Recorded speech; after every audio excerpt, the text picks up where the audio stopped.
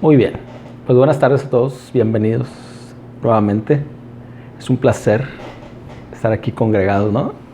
Le damos gracias a Dios. Hace ratito que estábamos cantando que toda la gloria y toda la honra y todo el poder es para nuestro Señor Jesucristo, y quiero que empecemos este tiempo de meditación de la palabra con una pequeña oración para darle gracias a Él. Padre, te damos gracias, Señor, en este tiempo. Gracias por este día, Señor, que tú hiciste, Señor, y nos permitiste estar aquí reunidos en tu nombre, Señor. Te rogamos que sea tu Espíritu Santo aquí en medio de nosotros, Señor, y que podamos recibir un mensaje directamente de ti, Señor. Que a través de tu palabra, Señor, seamos edificados y damos toda la honra y toda la gloria a tu Hijo Jesucristo, nuestro Señor. Amén. Muy bien, pues el tema de hoy, la prédica de hoy se llama Un cambio de actitud. Un cambio de actitud, ¿sí?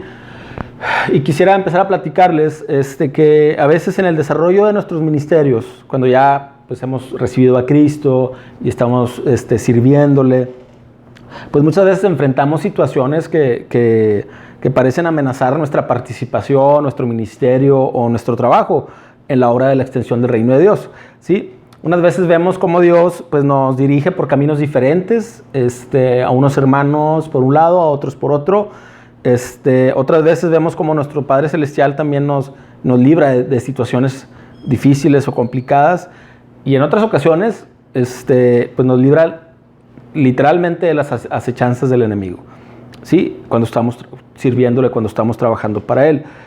Y hoy quiero hablarles específicamente de algunas situaciones que se nos presentan cuando nuestros mismos colaboradores o hermanos en la fe o consiervos nuestros pues pueden representar una amenaza directamente para lo que nosotros estamos haciendo, ¿sí? O nosotros para ellos, ¿sí? Como si fuera un ataque al servicio de lo que estamos haciendo, ¿no?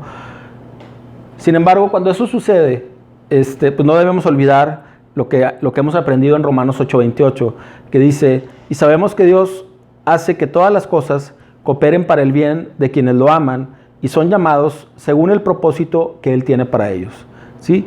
O sea, Dios va a utilizar todo para nuestro bien si nosotros estamos en el equipo correcto, si nosotros somos los que lo amamos y buscamos cumplir con su voluntad, según lo que Él ha preparado para que nosotros hiciéramos, ¿no?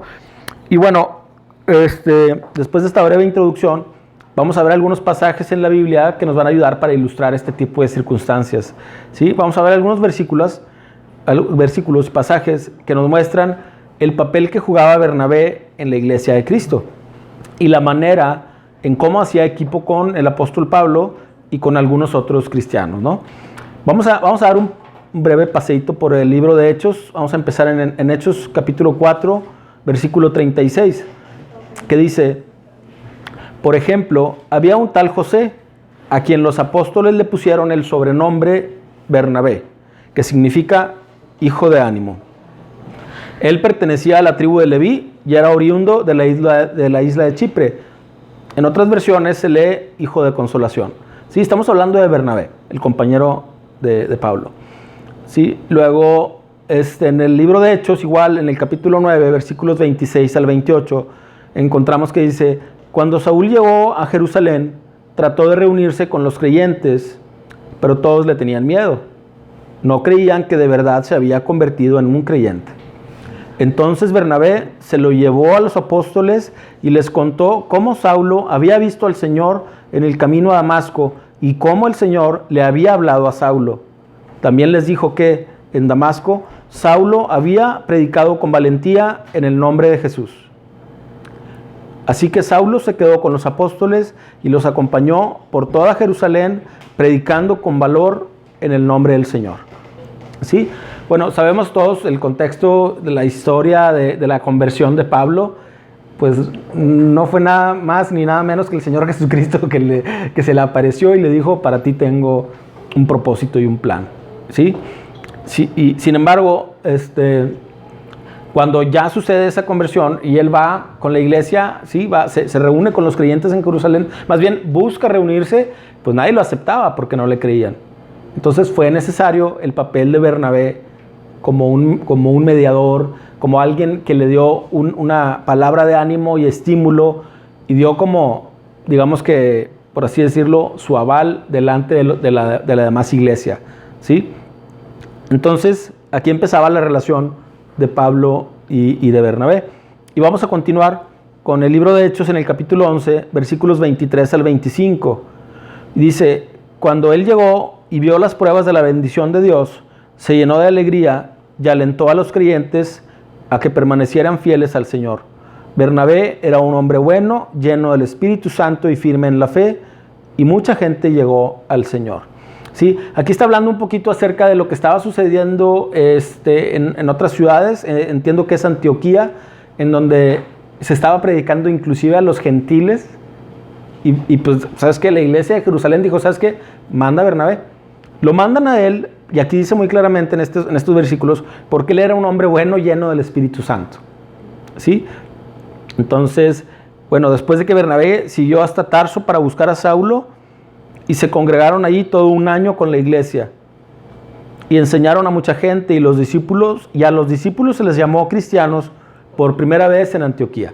¿Sí? Entonces aquí empezaba ya a manifestarse este equipo misionero tan fuerte y llenos del Espíritu Santo ambos. ¿Sí? Y luego en el mismo capítulo 11 del libro de Hechos, versículos 29 y 30, dice, así que los creyentes de Antioquía decidieron enviar una ayuda a los hermanos de Judea, y cada uno dio lo que podía.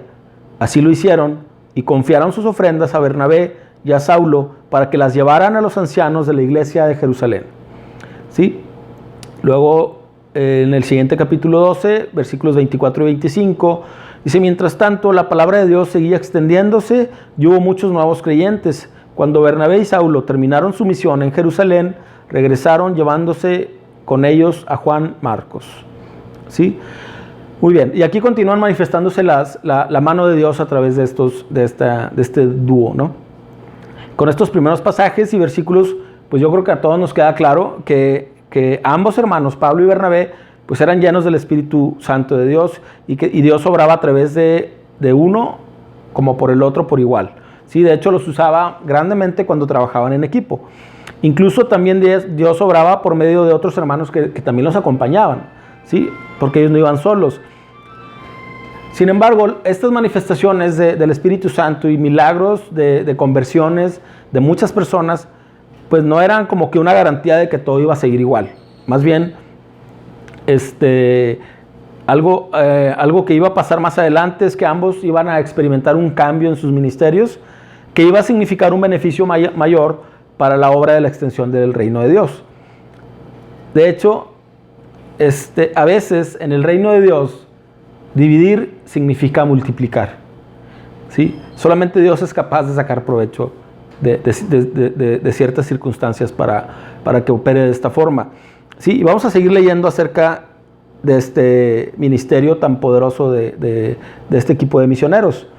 ¿Sí? En el siguiente capítulo, que es el capítulo 13 del libro de Hechos, voy a leer del 1 al 12, ¿sí? Para ver cómo comienza ya el trabajo ahora sí como un equipo misionero, ya cuando son enviados hacia otras ciudades. Dice, entre los profetas y maestros de la iglesia de Antioquía de Siria se encontraban Bernabé, Simeón, llamado el Negro, Lucio de Cirene, Manaén, compañero de infancia del rey Herodes Antipas, y Saulo. Cada día, mientras estos hombres adoraban al Señor y ayunaban, el Espíritu Santo dijo, consagren a Bernabé y a Saulo para el trabajo especial al cual los he llamado. Así que, después de pasar más tiempo en ayuno y oración, les impusieron las manos y los enviaron. Luego sigue en el versículo 4, cuando comienza el primer viaje misionero, dice, entonces Bernabé y Saulo fueron enviados por el Espíritu Santo, descendieron hasta el puerto de Seleucía y después navegaron hacia la isla de Chipre. Allí, en la ciudad de Salamina, fueron a las sinagogas judías y predicaron la palabra de Dios. Juan Marcos fue con ellos como su asistente. Estoy leyendo la Nueva Traducción Viviente. Versículo 6. Después viajaron de ciudad en ciudad por toda la isla hasta que finalmente llegaron a Patfos, donde conocieron a un hechicero judío, un falso profeta llamado Bar Jesús. El tal se había pegado al gobernador Sergio Paulo, quien era un hombre inteligente. El gobernador invitó a Bernabé y a Saulo para que fueran a verlo, porque quería oír la palabra de Dios. Versículo 8. Pero Elimás, el hechicero, eso significa su nombre en griego, se entrometió y trataba de persuadir al gobernador para que no prestara atención a lo que Bernabé y Saulo decían. Trataba de impedir que el gobernador creyera. Y continuamos, dice el versículo 9, Saulo, también conocido como Pablo, fue lleno del Espíritu Santo y miró al hechicero a los ojos. Luego dijo, tú, hijo del diablo, lleno de toda clase de engaño y fraude y enemigo de todo lo bueno, ¿nunca dejarás de distorsionar los caminos verdaderos del Señor? Ahora mira, el Señor ha puesto su mano de castigo sobre ti y quedarás ciego. No verás la luz del sol por un tiempo. Al instante, neblina y obscuridad cubrieron los ojos del hombre y comenzó a andar a tientas, mientras suplicaba que alguien lo tomara de la mano y lo guiara. Versículo 12. Cuando el gobernador vio lo que había sucedido, se convirtió, pues quedó asombrado de la enseñanza acerca del Señor.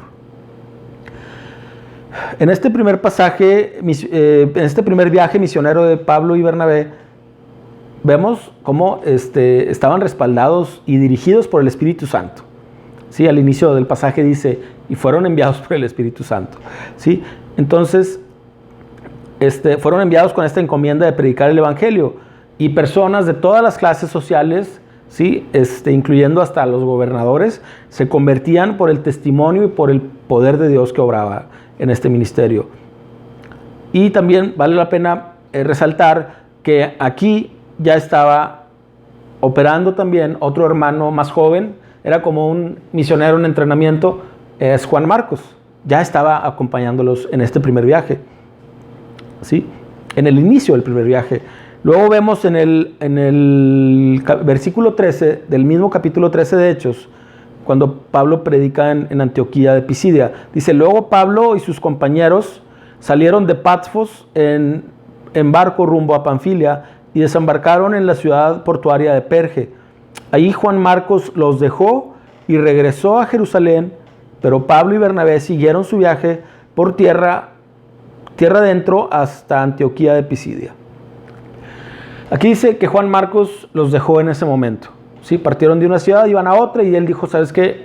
Yo me bajo del barco, del viaje, yo me salgo del viaje. No encontramos en la Biblia los detalles, ¿verdad? ¿Cuáles fueron los motivos que tuvo Juan Marcos para abandonar a Pablo y a Pedro? Lo que sí sabemos es que luego Bernabé volvió a proponer que Juan Marcos se integrara a este ministerio. ¿Sí? Y bueno, vamos a ver algunos efectos que tuvo el hecho de que Juan Marcos pues, se hubiera ido, ¿no? De hecho, digo, te deja muy abierta la palabra de Dios a que hagas muchas especulaciones. No vale mucho la pena tratar de formar teorías acerca de lo que Juan Marcos pensó o lo que le dijo Pablo o lo que le exigía Bernabé. Eso no tiene mucho sentido, sino el efecto que tuvo todo esto. ¿Sí? Entonces, en el capítulo 15 del libro de Hechos, versículo 36 al 41, habla de cuando Pablo y Bernabé se separan. Dice, después de un tiempo, Pablo le dijo a Bernabé, o sea, ya había pasado el primer viaje misionero, pasa un tiempo y Pablo le dice, volvamos a visitar cada una de las ciudades donde ya antes predicamos la palabra del Señor para ver cómo andan los nuevos creyentes. Bernabé estuvo de acuerdo y quería llevar con ellos a Juan Marcos. Pero Pablo se opuso terminantemente, ya que Juan Marcos los había abandonado en Panfilia y no había continuado con ellos en el trabajo. Su desacuerdo fue tan intenso que se separaron. Bernabé tomó a Juan Marcos consigo y navegó hacia Chipre. Versículo 40 dice, Pablo escogió a Silas y al salir los creyentes lo encomendaron al cuidado misericordioso del Señor. Luego viajó por toda Siria y Cilicia, fortaleciendo a las iglesias. ¿Sí?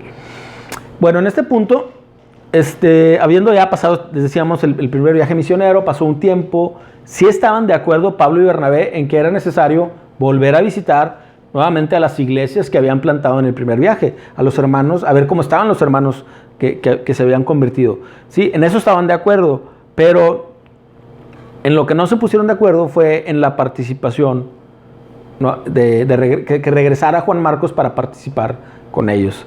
Entonces, dice el versículo 39 que el desacuerdo fue tan intenso que decidieron separarse y viajar cada quien con su equipo, ¿sí?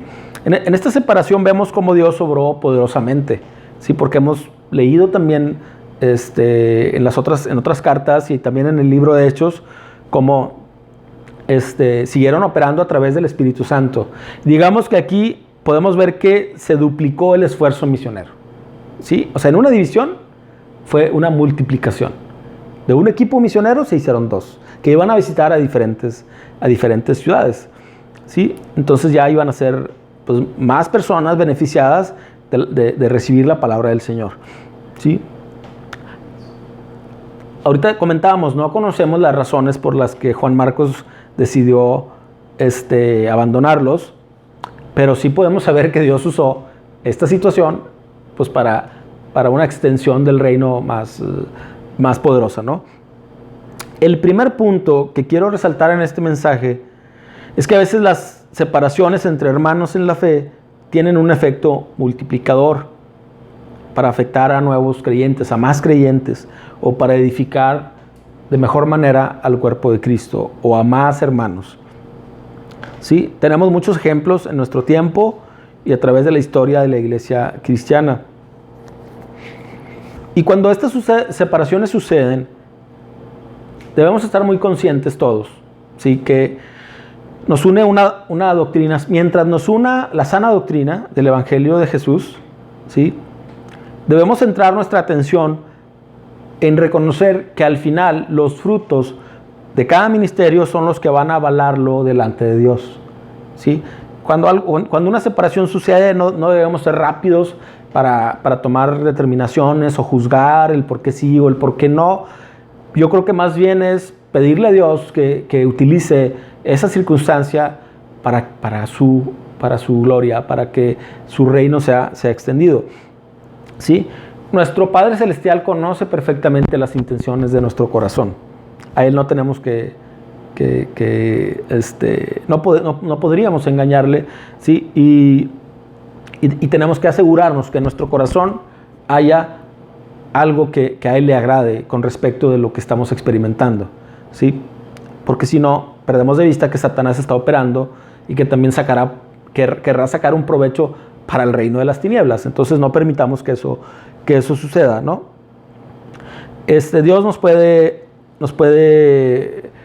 nos respalda cuando Él conoce que hay un motivo correcto en nuestro corazón y cuando conoce que queremos agradarle solamente a Él, Él va a respaldar nuestro trabajo y va a sacar un provecho de esto, ¿sí? Pero aquí no se termina la historia. Digo, aquí sería un final triste si decimos, híjole, ya se separaron y pues ya ni se hablan, ¿no? Están ahí como los... Bueno, vamos a leer el pasaje de las palabras finales de Pablo, ¿sí? En el mismo libro... ya nos pasamos del libro de Hechos a 2 de Timoteo, ¿sí? Capítulo 4, versículos 9 al 18. Timoteo, por favor, ven lo más pronto posible. Demas me abandonó porque ama las cosas de esta vida y se fue a Tesalónica. Crescente se fue a Galacia y Tito a Dalmacia. Solo Lucas está conmigo. Trae a Marcos contigo cuando vengas, porque me será de ayuda en mi ministerio. A Tíquico lo envié a Éfeso. Cuando vengas no te olvides de traer el abrigo que dejé con Carpo en Troas. Tráeme también mis libros y especialmente mis pergaminos. Versículo 16. La primera vez que fui llevado ante el juez, nadie me acompañó. Aquí le faltaba hacer cuartito a Pablo, se estaba desahogando un poquito ahí con Timoteo. Dice, todos me abandonaron, que no se los tomen en cuenta. Pero el Señor estuvo a mi lado y me dio fuerzas a fin de que yo pudiera predicar la buena noticia en toda su plenitud, para que todos los gentiles la oyeran. Y Él me libró de una muerte segura. Así es, el Señor me librará de todo ataque maligno y me llevará a salvo a su reino celestial. A Dios sea toda la gloria por siempre y para siempre. Amén. Aquí en este pasaje de 2 de Timoteo, versículo 4, lo que vemos es el último capítulo escrito del último libro escrito por Pablo, donde se ve reflejado el último capítulo de su vida. Él ya estaba terminando su vida, ya estaba terminando su ministerio. Y en este punto es interesante leer que si bien Pablo estaba manifestando inconformidad con Demas, por ejemplo, que dice, ¿sabes qué? Demas ya se fue, me abandonó, pero él porque se fue, porque ama las cosas de este mundo, ¿sí? Entonces, se está refiriendo a un hermano que sí realmente dio muestras de abortar la fe. Pero de Marcos, menciona a otros colaboradores, como por ejemplo Lucas, que sí lo estaba acompañando en ese momento, cuando él sufrió este abandono. Lucas fue autor del Evangelio de Lucas, autor del libro de los Hechos, y un hombre usado poderosamente por Dios.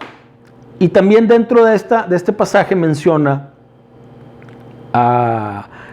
lo que vale la pena resaltar es que menciona a Juan Marcos nuevamente.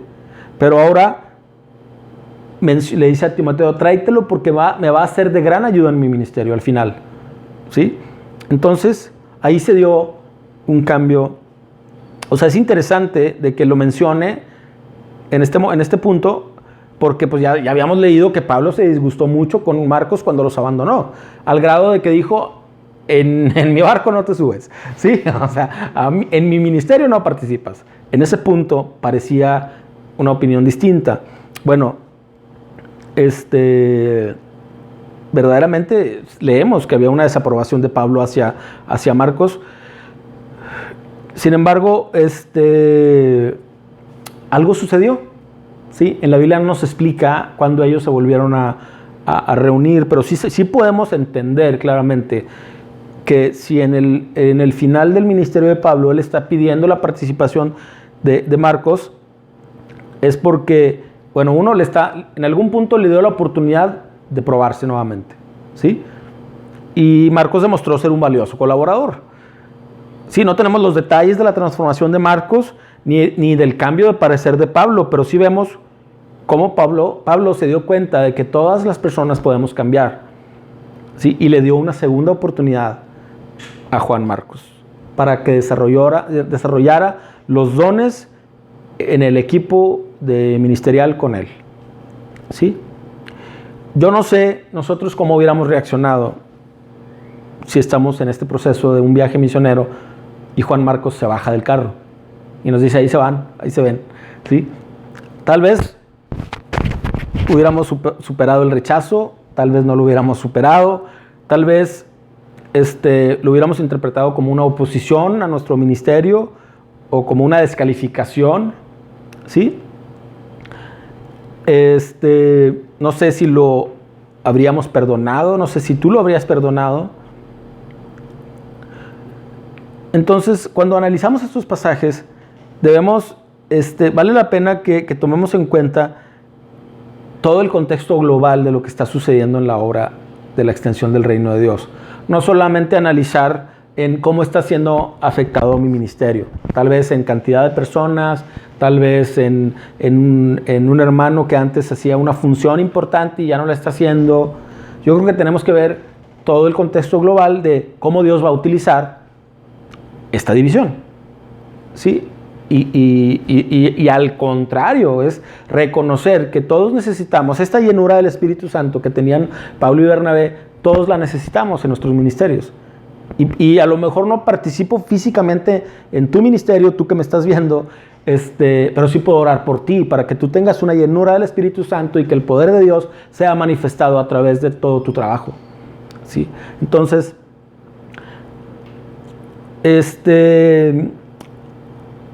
Dios espera que seamos misericordiosos y compasivos, que tengamos paciencia para dar una segunda oportunidad a quienes han caído, ¿sí? Sea un líder, un consiervo tuyo, un líder en tu congregación o una oveja a la que tú estás pastoreando, ¿sí? El hecho de rechazar o desacreditar por completo, o sea, literalmente como hemos escuchado, es dar el tiro de gracia a un hermano al primer error, no es el modelo bíblico a seguir, ¿sí?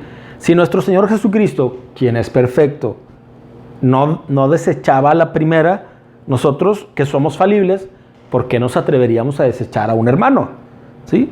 Ahí está nuestro Señor Jesucristo, ahí charlando con Pedro, y Pedro le dice que nada de esto te acontezca, y que le responde nuestro Señor Jesucristo: apártate de mí, Satanás, me eres tropiezo, ¿sí? Pero no lo desacreditó de su ministerio, al contrario, lo puso como un obispo, como un líder en la iglesia, lo usó, ¿sí? Yo creo que muchos hubiéramos descalificado a Pedro, la verdad. Entonces, si estas cosas están puestas aquí en la Biblia, yo creo que es para que veamos cómo esa misericordia y esa compasión y esa paciencia va a ser necesaria en nuestro trato diario como hermanos, en nuestras congregaciones, con otras congregaciones, ¿sí? A veces es una rayita muy delgadita entre identificar que algo no me cuadra a descalificar a un ministerio, ¿sí? Entonces, híjole, ¿qué papel estoy tomando? ¿Sí? ¿A quién le estoy dando a ganar? ¿Le estoy dando a ganar al reino de Dios o le estoy dando a ganar al reino de las tinieblas? Entonces,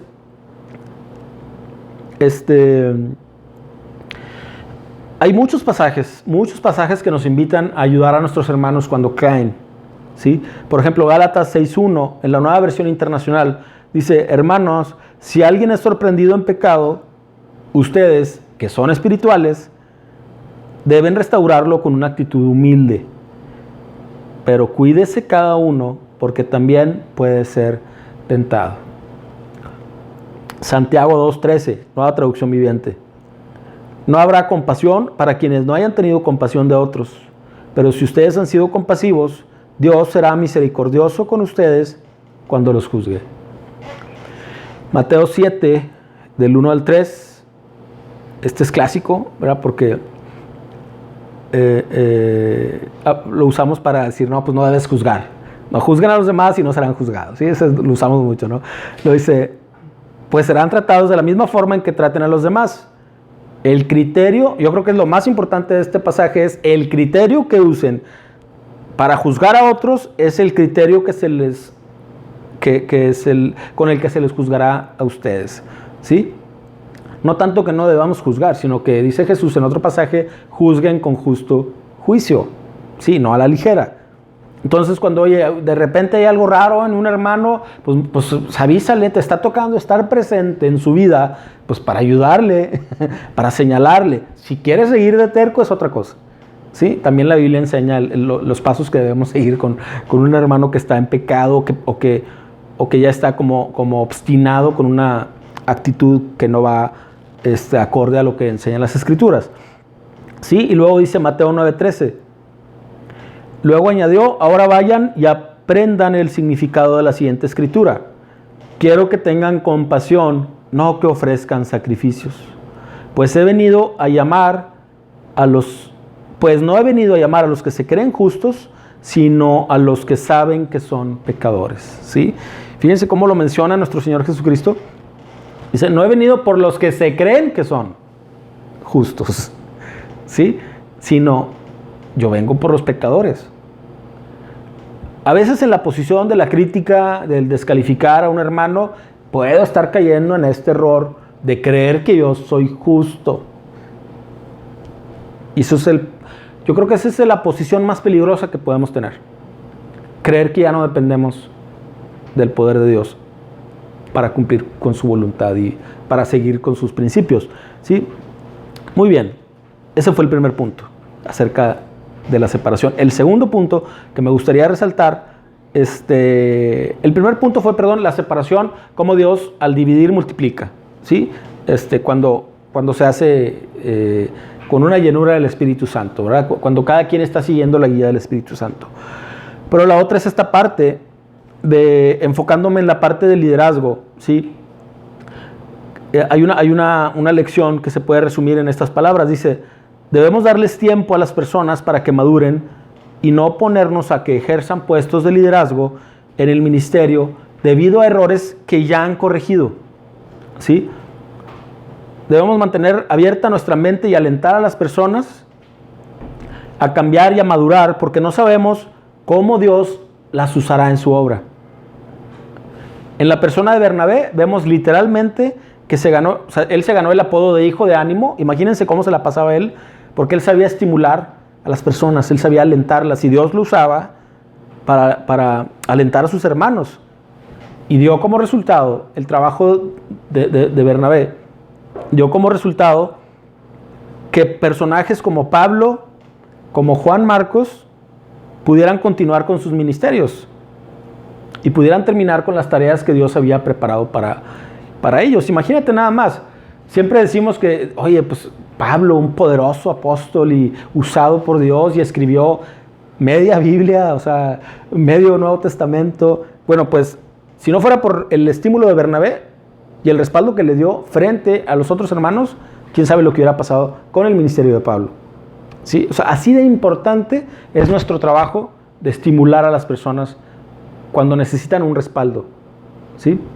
Entonces, y en el caso de Marcos, pues Marcos se convirtió en un amigo de Pablo, y lo podemos ver en cartas a los Colosenses o a Filemón, donde Pablo está dando referencias y despidiéndose en sus cartas, y habla muy bien de Marco.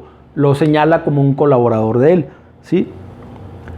Y no solo regresó Marcos al ministerio misionero, ¿sí? No solo siguió en su capacitación como un joven misionero, ¿sí?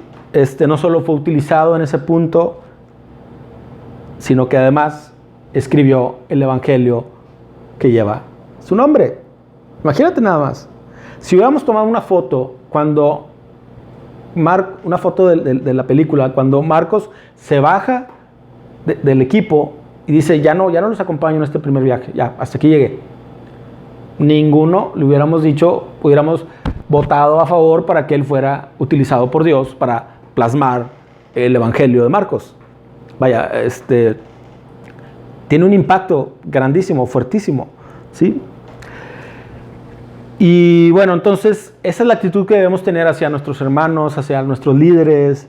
Tú ves un error, pues hay que hacer algo, hay que ayudar en la parte que nos pueda corresponder, ¿sí? Más que señalar un error, sí debemos decirle al hermano, oye, vemos que estás mal, siempre acompañando las escrituras, ¿sí? Levanto la tablet porque aquí traigo mi Biblia. Entonces, siempre, nos vamos a ver afectados en nuestro trato diario, en nuestros ministerios, cuando guiamos a una persona, cuando queremos enseñarle a una persona, como pastores, como maestros, como evangelistas. Va a haber de todo tipo de circunstancias y de experiencias. Lo que yo te quiero invitar hoy es a que siempre, cuando estemos cayendo en una línea delgadita, en que empiezo a desacreditar a una persona, o que empiezo a desacreditar a mis líderes o a mis ovejas, que tengamos un cambio de actitud. Y se vale, como Pablo. Pablo primero dijo, no, yo con Marcos ni a la esquina. ¿Sí? O sea, ese es un cambio de actitud. Y también Marcos, o sea, también está si yo que caigo, ¿sí? Tener un cambio de actitud. Si caí y alguien me estimula y me anima y me señala que estoy mal, pues tener un cambio de actitud y arrepentirme de mi pecado y pedirle a Dios que me use, y que no sea yo un estorbo para su reino, sino que sea un instrumento para la extensión de su reino. ¿Sí?